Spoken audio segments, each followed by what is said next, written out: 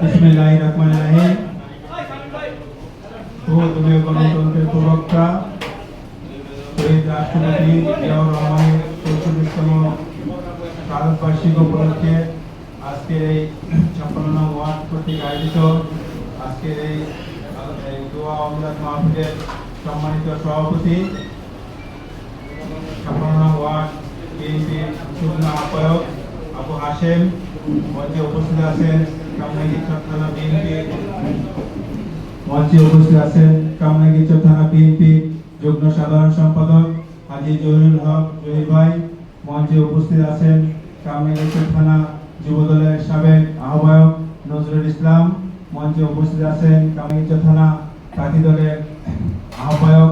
সাবেক যুবনেতা আব্দুল্লাহ সিন্টু, মঞ্চে উপস্থিত আছেন ৫৬ নং ওয়ার্ড বিএনপি প্রথম যুগ্ম আহ্বায়ক আনোয়ার হোসেন, মঞ্চে উপস্থিত আছেন ৫৬ নং ওয়ার্ড বিএনপি যুগ্ম আহ্বায়ক সোহেল, মঞ্চে উপস্থিত আছেন ৫৫ নং ওয়ার্ড বিএনপি যুগ্ম আহ্বায়ক ইউসুফ, মঞ্চে উপস্থিত আছেন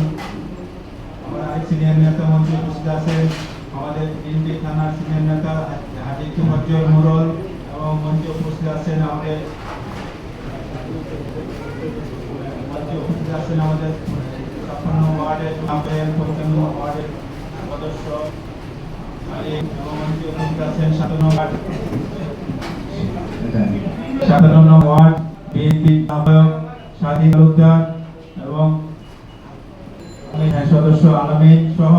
আমার সামনে উপস্থিত আছেন এলাকার মুরব্বীগণ এবং ছোট ভাই বড় ভাই, সবাইকে জানাই কামরাঙ্গীরচর থানা বিএনপির পক্ষ থেকে সংগ্রামী শুভেচ্ছা ও অভিনন্দন। আরো আমাদের অনেকের নাম বলতে পারিনি, আমাদের ৫৬ নং ওয়ার্ড যুবদলের সাবেক সভাপতি এইচ বাবু উপস্থিত আছেন, এবং আমি সকলকে আবারও ধন্যবাদ জানাই এখানে যারা বসে আছেন আজকে মাহফিলে অংশগ্রহণ করেছেন, সকলকে ধন্যবাদ জানাই যে ধৈর্য ধরে এখানে আপনারা বসে আছেন। আমরা একটু দুঃখ প্রকাশ করে নিচ্ছি, আমরা নগর ভবনের প্রোগ্রাম ছিল, আমাদের আরেকটা দোয়া মাহফিলের প্রোগ্রাম ছিল ৫৭ ওয়ার্ডে, এই প্রোগ্রাম দুটো করে এখানে আসতে দেরি হয়ে গেছে, এই জন্য আপনার কাছে দুঃখ প্রকাশ করে নিচ্ছি। প্রিয় এলাকাবাসী, আজকে আমরা এখানে সমবেত হয়েছি আমাদের বহুদলীয় গণতন্ত্রের প্রবক্তা মহান স্বাধীনতার ঘোষক শহীদ প্রেসিডেন্ট জিয়াউর রহমানের শাহাদাত বার্ষিকী উপলক্ষে আমরা এখানে একত্রিত হয়েছি। আমরা আজকে জিয়াউর রহমানের শাহাদাত বার্ষিকী উপলক্ষে সর্বপ্রথমে শহীদ জিয়াউর রহমানের আদর্শ যেন ধরে রেখে আমরা কাজ করতে পারি, এবং আরো জানাচ্ছি যে আমাদের নেতা নসিব করুক, এবং আজকে এই দলের পক্ষ থেকে যারা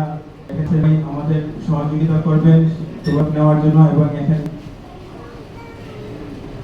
সবাই সহযোগিতা করবেন। আমি আর বক্তব্য রাখবো না, আসলে বক্তব্যে আমি বলিনি, বক্তব্যের কথা নয়, কাজে আমার পরিচয় পাবেন কাজে, কথা আমার পরিচয় পাবেন না। আমি শুধু একটি কথা বলে শেষ করবো, আমাদের নেত্রী দেশনেত্রী বেগম খালেদা জিয়া অসুস্থ ছিলেন, তিনি চিকিৎসা নিয়ে দেশে ফিরেছেন, আমরা দোয়া করব